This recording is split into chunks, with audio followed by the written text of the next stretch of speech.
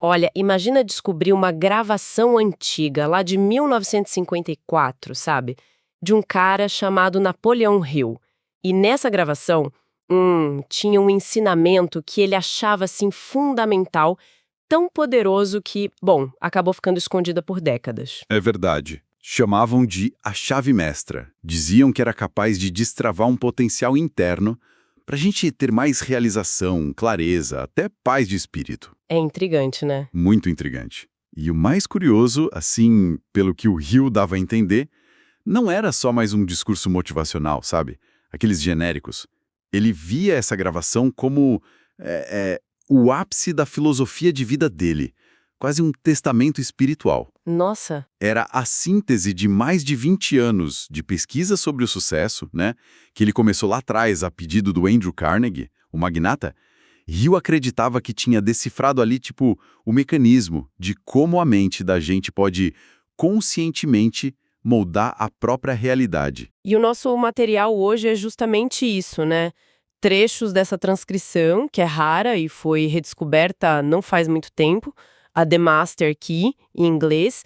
Pensar que isso que ele considerava o ponto alto da obra dele ficou, sei lá, fora de circulação tanto tempo. Levanta umas perguntas, né? Exatamente. E é isso que a gente vai tentar fazer aqui. Dar uma investigada nos segredos dessa gravação, por que essa tal chave mestra foi considerada tão potente. Talvez até perigosa, a ponto de ser, tipo, guardada a 7 chaves. E mais importante, o que ela ainda tem para dizer pra gente hoje, em 2025? Como é que a gente aplica uns princípios pensados há 70 anos na nossa vida corrida de agora? É como se a gente fosse tentar, junto, sabe? Girar essa chave na fechadura da mente, ok? Então, vamos direto ao ponto. Qual é a ideia central, assim, o pilar dessa chave mestra? Olha, o ponto de partida é uma afirmação que soa quase mística, né?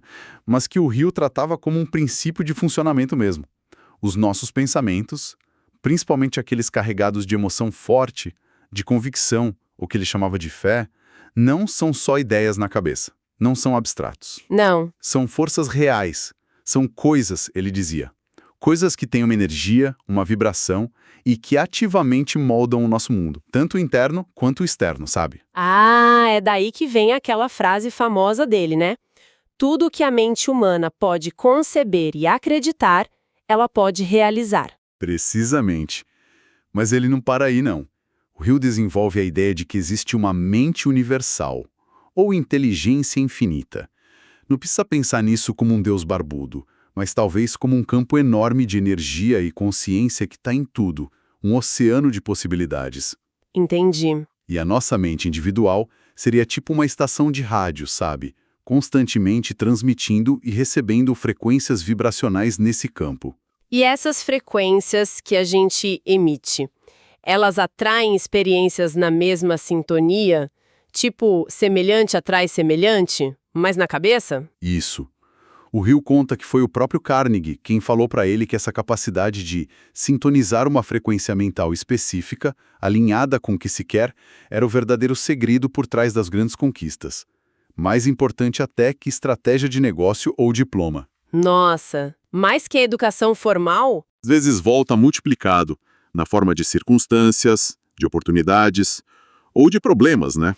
Fascinante e é um pouco assustador se a gente pensar nas vezes que a nossa mente está um caos, né?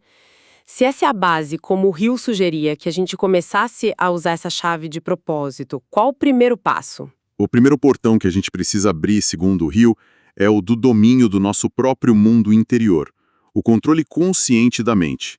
E atenção, né? Não é reprimir pensamento negativo na marra, que geralmente não adianta. Aham. É um processo ativo de escolher. Escolher deliberadamente onde colocar o foco, aprender a rejeitar conscientemente as ideias que enfraquecem a gente e treinar a atenção para não ser sequestrada pelo medo, pela negatividade que vem de fora. Esse ponto do medo parece bem central na obra dele, né? Ele fala muito disso. Demais. O Hill identificava o medo inconsciente como o grande inimigo silencioso, o principal sabotador do nosso potencial.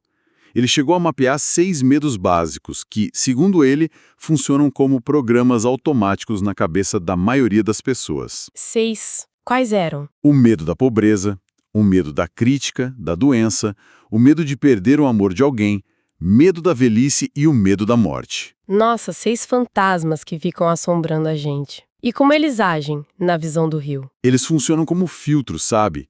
Que distorcem como a gente vê as coisas e, principalmente, alteram a nossa vibração mental.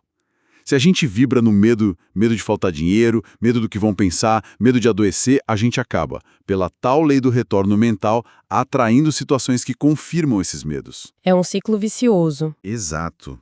E que opera escondido abaixo da consciência na maior parte do tempo. Isso é pesado. Ele sugeria que esses medos são quase padrão de fábrica. Como alguém começa a perceber que está agindo por um medo inconsciente como o da crítica, por exemplo? Ótimo ponto.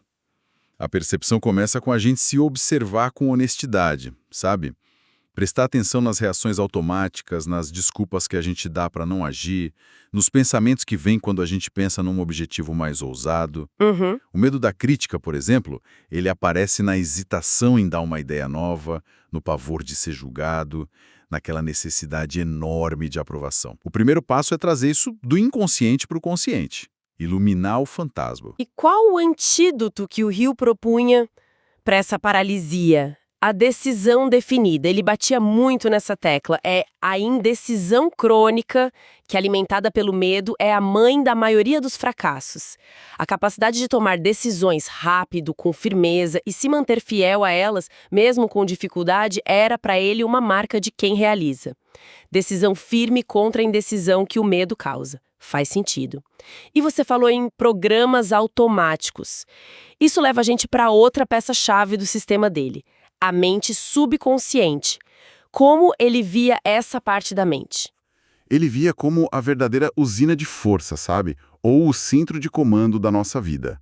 Ele estimava que ela governa uns 95% das nossas funções e resultados, desde a saúde física, nível de energia, a tal vibração, até os hábitos, comportamentos automáticos e o tipo de gente e situação que a gente atrai. 95% é muita coisa. Muita coisa. E o ponto crucial é, o subconsciente não julga. Ele aceita como verdade qualquer ideia ou crença que chega para ele com frequência e intensidade emocional. Seja positiva ou negativa, verdade ou mentira, para ele tanto faz. Nossa. Então, se ele aceita tudo, a questão é como a gente programa ele de propósito com o que a gente quer em vez do que a gente teme ou do que o ambiente joga na gente. Aí entram as ferramentas práticas que o Hill detalha na chave mestra. As técnicas para conversar com o subconsciente na língua que ele entende. A primeira, e talvez a mais famosa, é a autossugestão dinâmica. Autossugestão. Isso. Mas, não é repetir frase positiva mecanicamente que nem papagaio. É um processo de alimentar ativamente o subconsciente com afirmações claras, específicas, no presente, como se o objetivo já fosse real. E o ingrediente secreto que não pode faltar de jeito nenhum é a emoção. A emoção, de novo. Por que que ela é tão importante nesse processo todo? Porque, para o Hill, a emoção é a linguagem que o subconsciente entende. É o que faz a nova ideia colar lá dentro. Ele usava uma metáfora forte. Repetição sem emoção é como semear semente seca. Boa metáfora. A afirmação pode ser perfeita, mas sem o sentimento de convicção, de alegria, de gratidão, junto com ela, não adianta. Ela não brota no subconsciente. Precisa sentir a verdade daquilo enquanto fala ou pensa. Entendi. Não é só pensar, é sentir junto. Que outra ferramenta ele destacava? A imaginação organizada. O Hill diferenciava a imaginação passiva, tipo sonhar acordado, da imaginação ativa, direcionada. É usar a capacidade da mente de criar imagens bem vivas, detalhadas, do objetivo já alcançado. Visualizar. É mais que visualizar. É se ver agindo, sentindo, sendo a pessoa que já conquistou aquilo. Como a mente pensa muito por imagens, se você sustenta consistentemente uma nova autoimagem carregada de emoção boa, você começa a dar novas ordens para o subconsciente. E aí, claro, o comportamento muda, você começa a atrair recursos para tornar aquilo real. É quase como ensaiar o sucesso na mente. Autossugestão com emoção, imaginação vívida. E o que liga tudo isso? Parece que falta um elemento de confiança. De acreditar mesmo. Exato. O terceiro pilar é o que ele chamava de fé aplicada. E aqui tem que ter cuidado, né? Não é fé religiosa no sentido comum, embora possa andar junto. Para Hill, fé era um estado mental, uma certeza emocional absoluta de que o desejo vai se realizar antes de qualquer prova física aparecer. Antes da prova. Antes. Não é esperança passiva que fica esperando acontecer. É uma força ativa, uma convicção interna tão forte que literalmente convence o subconsciente de que aquilo já é fato consumado. Mas para quem está ouvindo isso, a ideia de fé antes da evidência pode soar meio pensamento mágico, sei lá, auto-engano. Como o Hill diferenciava isso? Ele diferenciava pela ação e pela consistência. A fé aplicada não é ficar sentado no sofá esperando. Ela inspira, ela motiva a ação que está alinhada com o objetivo. Ela dá aquela força para continuar mesmo quando as coisas ficam difíceis. A diferença-chave que o Hill martelava é que a esperança espera sinal de fora, enquanto essa fé aplicada age por dentro primeiro, gerando sentimento de certeza para causar o sinal externo. Entendi a diferença. E como desenvolver isso? Agindo como se já fosse real, se cercando de influências que reforçam essa crença. E olha que interessante, enfrentando um bloqueio que ele via como muito comum. Aquele medo sutil que muita gente tem de acreditar na própria grandeza, na própria capacidade de fazer algo grande. É mais fácil duvidar, né? Interessante essa do medo de acreditar na própria grandeza. Então, resumindo essa parte, pensar positivo na visão do Hill não era só um otimismo bobo, era quase uma engenharia mental. Exatamente. Ele descrevia como uma operação técnica de vibração mental. A ideia é que nossa mente, pelos pensamentos e emoções que dominam, funciona como um campo eletromagnético emitindo frequências específicas. A chave para manifestar o que a gente deseja é aprender a gerar e sustentar de propósito a frequência vibracional daquilo, alinhando pensamento, emoção e um propósito claro. Ok, a teoria tá clara. Mas e na prática? Como o Hill sugeria que a gente sintonizasse essa frequência certa? Ele deu dicas mais concretas, mais do dia a dia? Sim. Ele deu várias práticas para elevar e manter essa frequência. Uma fundamental é a gratidão consciente.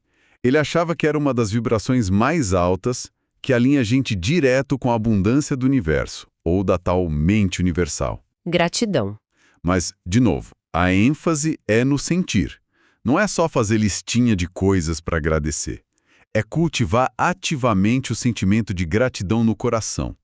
Ele sugeria até agradecer adiantado pelo objetivo, como se já fosse real. O que é uma demonstração poderosa de fé aplicada, né? Agradecer antes de receber. É uma virada de chave interessante. Que mais? Outra prática é o que ele chamou de transmutação pessoal. Mais especificamente, ele falava muito da transmutação da energia sexual, que ele via como a energia criativa mais potente que a gente tem. A ideia não era reprimir de jeito nenhum. Ah, tá. Era canalizar conscientemente essa energia poderosa e outras emoções fortes como raiva, paixão, para realizar os objetivos, para ter ideias, para agir com foco. Em vez de deixar essa energia se perder ou virar algo destrutivo. Canalizar a intensidade emocional. E tinha algo sobre quietude. A gente vive num mundo tão barulhento hoje. Sim. E talvez essa seja a prática mais contraintuitiva e mais esquecida hoje. O silêncio consciente. Hill defendia muito a necessidade de silenciar o barulho mental constante para a gente acessar uma sabedoria mais profunda, a intuição ou o que ele chamava de contato com a inteligência infinita. O silêncio, para ele, não era só falta de som. Era um portal para clareza, para ter insights. Ele recomendava dedicar uns 10, 15 minutos por dia para essa quietude de propósito. Só para observar os pensamentos sem se agarrar neles e para ouvir o que vem de dentro. É impactante pensar que o próprio Hill não teve uma vida fácil, né? Ele passou por pobreza, falhou em negócios, foi até perseguido por causa das ideias dele. Ele aplicou isso tudo na própria pele. Com certeza. Os relatos mostram que ele usou esses princípios para se levantar muitas vezes. Tem uma história bem marcante de um momento em que ele estava completamente quebrado, desacreditado, quase desistindo de tudo. Sério? Foi quando, segundo ele ouviu uma voz interior que ele interpretou como vindo da inteligência infinita que mandou ele continuar escrevendo, dizendo que ele já tinha tudo o que precisava dentro dele. Esse episódio reforçou a convicção dele sobre o poder da mente conectada a algo maior. Isso conecta a gente de volta à gravação de 1954, foi feita já no fim da vida dele, né? E por que essa gravação específica, que ele considerava o ápice, ficou escondida e você falou que era considerada perigosa? Sim, foi gravada de um jeito bem simples, quase caseiro, mas com uma intenção muito clara de deixar um legado final, a essência mais pura do que ele ensinava.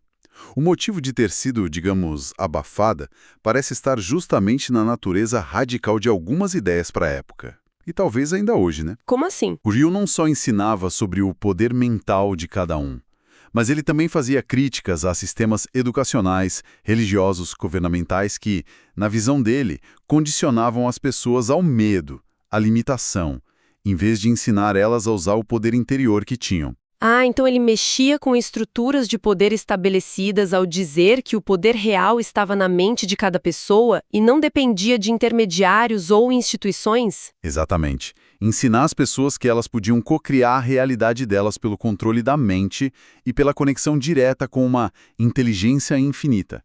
Isso era revolucionário e potencialmente ameaçador para quem ganhava com a dependência e o controle das massas, né? Claro. Provavelmente rolou pressão de grupos influentes, talvez até de patrocinadores, para que esse material mais esotérico e crítico não circulasse muito. O fato de ter ressurgido décadas depois, quase por acaso, reforça a ideia de que certas verdades têm uma força própria e acabam achando um jeito de aparecer. Uma história e tanto por trás dessa gravação. Ok, trazendo tudo isso para 2025. A gente está imerso em distração digital, ansiedade, excesso de informação. Como esses princípios de 70 anos atrás podem realisticamente ser aplicados hoje? O que a chave mestra significa na prática para quem está acompanhando a gente? Olha, a aplicabilidade é total, talvez até mais necessária hoje. Os desafios mudaram, a distração agora é digital, a ansiedade talvez mais espalhada, mas o campo de batalha continua sendo a mente. Baseado nos conselhos práticos do próprio Hill, especialmente numa parte da transcrição, a seção 37, onde ele dá um resumo bem direto, a gente pode tirar um plano para o dia a dia. Um plano. Gostei disso. Criar um ritual matinal de domínio interno. Antes de pegar o celular, de ligar a TV, dedicar uns minutos para o silêncio, para a gratidão sentida e para a programação mental positiva. Aquela autossugestão com emoção, sabe? Blindar a mente antes de expor ela ao caos lá fora. Começar o dia tomando as rédeas da própria mente. Boa. O que mais? Usar a autossugestão dinâmica como ferramenta diária, quase uma arma secreta. Escolher uma ou duas afirmações poderosas, alinhadas com o propósito da pessoa, e repetir várias vezes ao dia, sempre com emoção e convicção. Terceiro, cultivar ativamente uma mente positiva com uma dieta mental consciente. Escolher o que ler, ouvir, assistir.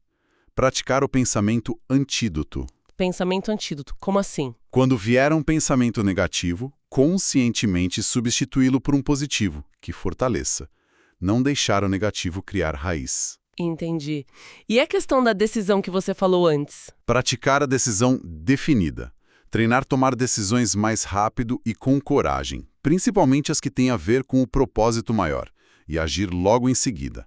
Combater a mania de adiar a indecisão crônica. Quinto, integrar o silêncio consciente na rotina, mesmo que seja só 10, 15 minutinhos por dia. Desconectar para reconectar com a intuição, com a clareza interna. Cultivar a gratidão sentida, transformar num hábito emocional. E sétimo, Antes de tarefas importantes, uma reunião, uma apresentação, ativar conscientemente a emoção que você quer ter, visualizar o sucesso, sentir a confiança, entrar na frequência da realização. Parece um conjunto de práticas bem amarradinho. É quase como um treino mental diário mesmo. É exatamente isso. O Hill via o desenvolvimento dessas habilidades como um treinamento, não como um dom que nasce pronto. E o que ele descreveu lá atrás, essa ideia de pessoas assumindo o controle da própria mente para criar suas realidades, parece que está ganhando força hoje, né? Talvez a gente esteja mesmo vivendo uma espécie de revolução silenciosa de consciência que ele previu. Então, se a gente fosse destilar a mensagem central de tudo isso, seria que nós somos, de fato, os criadores da nossa realidade, seja de forma consciente ou inconsciente, e a chave mestra é tipo um manual de instruções para fazer isso de propósito. Acho que sim. É um sistema para a gente sair do banco do passageiro e ir para o banco do motorista da própria vida, usando a mente como volante e as emoções como combustível. Mas tem um último elemento que, para o Hill, amarrava tudo isso e dava a direção final. Ah, é? E qual seria essa peça final do quebra-cabeça?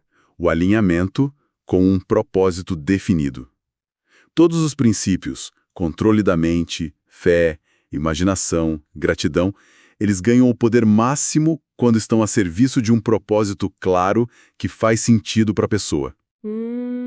Não é só sobre o que você faz para ganhar dinheiro, mas sobre quem você escolhe ser e o que você busca entregar para o mundo que tem a ver com a sua essência mais profunda, sabe?